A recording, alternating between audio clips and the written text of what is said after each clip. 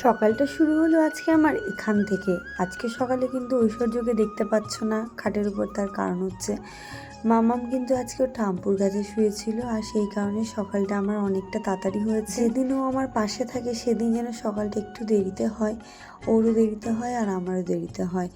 আজ আমি কিন্তু সকালবেলা একটু বেডশিট চেঞ্জ করব, তো সেই কারণে আগে বিছানা চাদরটা তুলে নিয়েছি। যেটা পাতা ছিল সেটাও নতুন, আর যেটা পাতবো সেটা অনেকদিন হয়ে গেছে, কিন্তু কালারটা দেখো খুব সুন্দর। তাই ভাবলাম নতুন চাদরটা তুলে এই চাদরটা পেতে দিই। বাড়িতে সবসময় আমি এই চাদরগুলো ইউজ করি, আর ওই নতুন চাদরটা আমি সবে পেতেছিলাম, একদিন এই দুদিন ইউজ করেছি, দেন তারপর ভাবলাম নতুন থাকতে থাকতে তুলে দিই, তাহলে নোংরা কম হলে কাজটা কম হবে, আর নতুন জিনিসটা নতুন মতোই থাকবে। আর মাম্মাম ঘরে থাকলে তো সকালবেলাটা বিছানা চাদর পাতাই যায় না ওকে না তুলে। তো ও কিন্তু 7:30টার মধ্যে বা ঘরে চলে এসেছিল, আর আমি তার আগেই কাজগুলো কমপ্লিট করে ফেলেছিলাম। ওকে বলেছিলাম চেয়ারে বসো, আমি চাদরটা বিছানাটা পেতে নিই, তারপর তুমি ব্রাশ করতে যাব। আগে যখন শুধুমাত্র বাড়ির বউ ছিলাম তখন কিন্তু কাজকর্মের স্টাইলটা আমাদের আলাদা ছিল, আর এখন যখন মা হয়ে গেছি তখন যেন কাজকর্মের স্টাইলগুলো অন্যরকম হয়ে গেছে। এখন কিন্তু আগে শুধুমাত্র ভাবতে হয় বাচ্চাটার কথা, তারপরে সমস্ত কিছু ভাবতে হয়। তো সকালবেলা ওকে পাশে বসিয়ে রেখে আমি একটু ডাস্টিংগুলো কমপ্লিট করে নিচ্ছিলাম। আয়নাটা অনেকদিন ধরে ধুলো পড়েছে। অ্যাকচুয়ালি রাস্তার ধারে বাড়ি হলে যা হয়, রাস্তা যত ধুলো না সব ঘরের মধ্যে বসে যায়, আর মনে হবে কতদিন মুছিনি, কিন্তু এগুলো আমি 1-2 দিন অন্তর অন্তর মুছি, যেহেতু এই সকালবেলাটা খাবার দাবারই টেবিলে রাখি বা মেয়ে খেলা করে, তো আমি এই ধুলোটা একদম পছন্দ করি না। আর আমার একটু ডাস্ট অ্যালার্জি আছে, সেই কারণে আমি সবসময় চেষ্টা করি ক্লিন অ্যান্ড ক্লিয়ার করে রাখার জন্য। এই ব্লগগুলো আগেও আমি তোমাদের সঙ্গে অনেকবার শেয়ার করেছি, এখন আবার শেয়ার করছি। আর আমার মনে হয় ডেলির কাজ ডেলি যদি আমরা করে রাখি না, তাহলে কাজ অনেক কম হয়। যখন অনেক নোংরা একসঙ্গে জমে যায় তখন কিন্তু অনেকটা সময় নিয়ে পরিষ্কার করতে হয়, আর ডেলি এগুলো একটু মোছামুছি করে নিলে কিন্তু ডেলি একটু আধটু নোংরা পড়ে, বেশি নোংরা দেখে না, এবং চকচকও লাগে ঘরগুলো।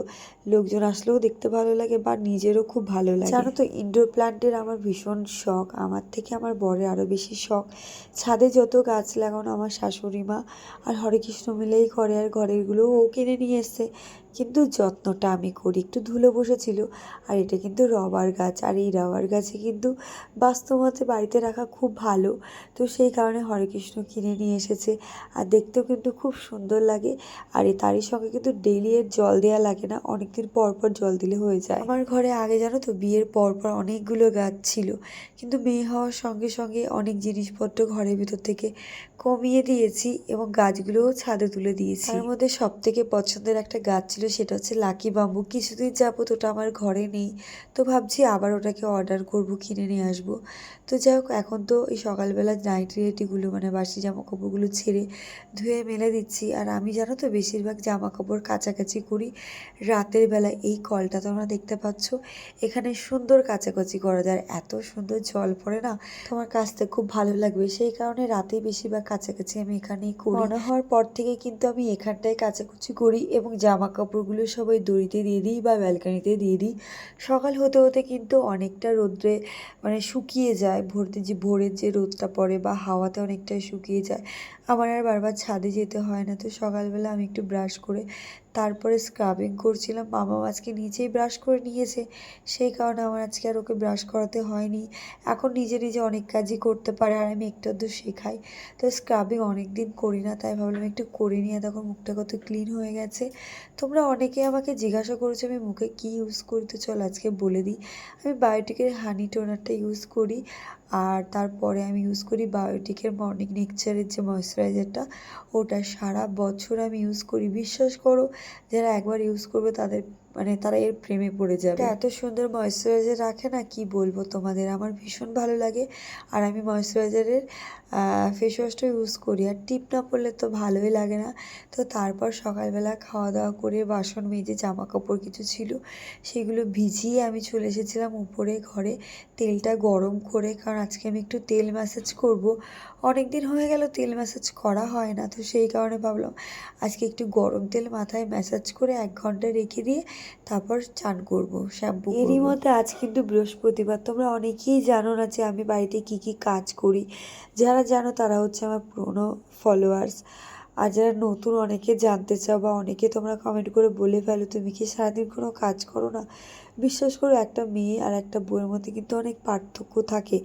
একটা মেয়ে কোনো কাজ না করলেও কিন্তু হয়ে যায়, কিন্তু একটা বউ যদি বাড়িতে কোনো কাজ না করে সেটা কি শ্বশুরবাড়ির সবাই মেনে নেবে বলো তো? তাছাড়া নিজেরও তো একটা বিবেক বলে কথা থাকে। আমি আমার শাশুড়ি যদি কাজ করবে, তাকে দিয়ে অনেকটা কাজ করাবো আর নিজে বসে থাকবে, সেটা কি কখনো হয়?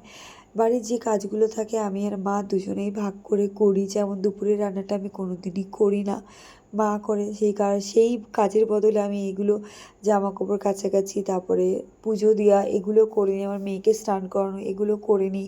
কিছুটা সবজি কেটে দিই যদি পারি, আর না হলে মাও অনেক সময় এগুলো কেটে নিজে গুছিয়ে নেয়। এখন জানো তো রান্নার চাপটা আমার অনেকটা কম, মা অনেকটা সামলে নেয়। সকালের রান্নাটাও মা করে নেয়, আমি আটাটা মেখে দিই। আর দেখো আজকে দুপুরবেলা কী রান্না হয়েছিল। বৃহস্পতিবার কিন্তু আমরা মাছ খাই, মাংস খাই না, সেই কারণে আজকে অনেক শর্ট রান্না হয়েছে। আর তার সঙ্গে আজকে অনেকটা চিংড়ি মাছ নিয়ে এসেছিলো, প্রায় 2 কেজি মতো। তো চিংড়ি রান্না হয়েছিল আজকে, চিংড়ি মালাইকারি আর চাটনি। তো দুপুরবেলা অনেকটা টানা ঘুম দিয়েছি আজকে অনেক দিন পর। খাওয়া দাওয়ার পরে তারপর উঠে এই যে পুজো দিয়ে আমি চলে এসেছি। যে জামা কাপড়গুলো কেচেছিলাম সেইগুলো ভাঁজ করার জন্য। দেখো প্রতিদিন কিন্তু আমার জামা কাপড় অনেকটা করেই কাচতে হয়, কারণ মেয়ের জামা কাপড়, বরের জামা কাপড়, আমার জামা কাপড়, তো সবটা মিলে অনেকটা হয়ে যায়। সেগুলি সন্ধ্যাবেলাটা বেশি ভাঁজ করি বা সকালবেলাটা। একদিন যদি জামা কাপড় না গোছায়, পরের দিন মনে হয় বাবা কত জামা কাপড়, আর ঘরটা দেখতে এত বাজে লাগে বলার মতো না। তো সেই কারণে আমি ডেলি করে নিই, ডেলি গুছিয়ে রেখে দিই। এদিকে মামামের পুতুলের হাত খুলে গেছে, সেইটা লাগিয়ে দেওয়ার জন্য ভীষণ বিরক্ত করছিল। তো এই জামা কাপড় ভাঁজ করা বন্ধ করে ওটা আমি আগে করে দিলাম। দিন চলে গেল, তারপর আমি করলাম। ও থাকলে না কোনো কাজই হয় না। জামা কাপড় ভাঁজ করে আমি ওর জামা কাপড় ওর ড্রয়ারে, আমার জামা কাপড় আমার ড্রয়ারে রেখে দিই। যদি কখনো মনে হয় আমি ঐশ্বর্যকে বলি মাম্মাম তোমার জামা কাপড় বের করে নিয়ে আসো, ও কিন্তু ঠিক 3 নম্বর ড্রয়ার থেকে ওই জামা কাপড়গুলো বের করে। জানি যে 3 নম্বর আর 4 নম্বর ওর ড্রয়ার। তো এই টুকটাক কাজগুলো আমি ওকে সবসময় শেখাই, কারণ মেয়ে মানুষ তো একটু শেখা খুব দরকার। নিজের জামা কাপড় কোথায় থাকে বা না থাকে সেগুলো একটু জানা বা বের করা, এগুলো খুব প্রয়োজন হয়। এই যে 2টো ড্রয়ার দেখতে পাচ্ছ, এই 2টো ড্রয়ার ওর, মাঝখানে পিঙ্ক কালারটা আমার, আর উপরে অরেঞ্জ কালারের একটু বাটি ঘটি থাকে এগুলো। তো টেবিলটাও তখন জলের বোতলগুলো পুরো অগোছালো হয়ে রয়েছে। যাই হোক, ওগুলো আমি জল ভরবো একটু পরে, তার আগে মা বাবাকে একটু চা করে দিয়ে আসি। তো বাবা বাবাকে চা করে দেওয়ার পর আমি কিন্তু একটু কফি করলাম, কারণ ঘুম থেকে যেন উঠে শরীরটা ম্যাচ করছিল, একটু কফি না হলে হচ্ছিল না। তো সেই কারণে একটু কফি বানিয়ে নিলাম। আর আমি না ভীষণ কফি প্রেমী একজন মানুষ, আমার ভীষণ ভালো লাগে কফি খেতে। যখনই বাড়িতে কফি থাকে, তখন দুধ থাকে তখন একটু করে নিই, না হলে আমি আবার বাজার থেকে কিনে এনেও খাই মাঝে মধ্যে কফি। কিন্তু কফি হলে আমার আর কিছু চাই না, ভীষণ একটা ফেভারিট খাবারের মধ্যে পড়ে এটা আমার। বেশিরভাগ দিনটায় চা খাই, কফিটা অনেক কম খাই, কিন্তু ওই যে পছন্দের জিনিস কম খাওয়ার মজাই আলাদা। তো তারপর অনলাইন থেকে আজকে একটু পার্সেল এসেছিলো, দেখো ডট এন্ড কির ফেস ওয়াশ আর অ্যালপস গুডনেসের একটা ফেশিয়াল অর্ডার করেছিলাম, যেটা আমার ভীষণ ভালো লাগে। তার সঙ্গে একটা অ্যালপসের রোজমেরি ওয়াটার, যেটা হেয়ারের জন্য। আমার ভীষণ র্যাশের প্রবলেম হচ্ছিলো, সেই কারণে আমি এটা অর্ডার করেছিলাম। যাই হোক, সকাল থেকে রাত পর্যন্ত আমি এগুলোই করেছি, আর সেগুলোই তোমাদের সঙ্গে শেয়ার করলাম ডেলি ব্লগে। কেমন লাগলো ভিডিওটা জানিও, যদি অন্য কোনো ব্লগ দেখতে চাও সেটাও আমাকে জানিও।